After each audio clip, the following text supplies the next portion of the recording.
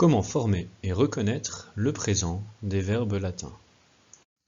Les verbes du vocabulaire latin peuvent être répartis en 5 classes.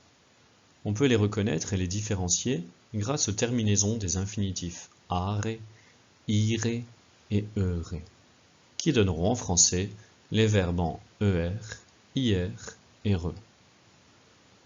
Toutefois, vous pouvez remarquer que les terminaisons de ces infinitifs ne suffisent pas à différencier chaque catégorie, étant donné que 3 groupes de verbes ont un infinitif qui se termine en eure.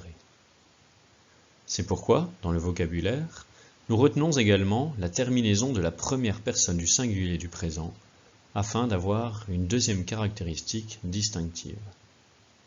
Ainsi, parmi les verbes en eure, ceux dont la première personne du singulier se termine en eo font partie de la deuxième classe, ceux dont la première personne du singulier se termine en o font partie de la troisième classe, et ceux dont la première personne du singulier se termine en io font partie de la quatrième classe bis.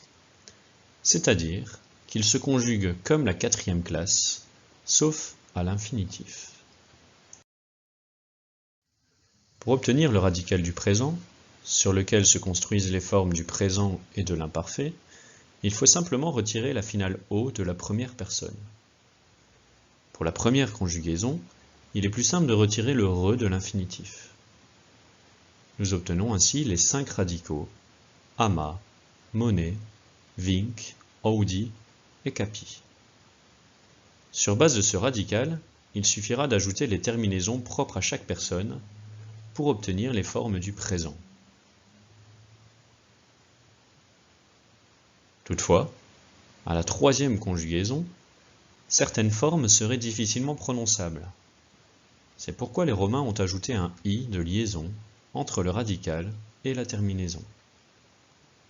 De même qu'à la troisième personne du pluriel, un « ou » sera ajouté pour assurer la transition. Cette dernière opération sera également pratiquée pour les 2 dernières conjugaisons. De la sorte, vous obtenez la conjugaison des 5 variétés de présent en latin.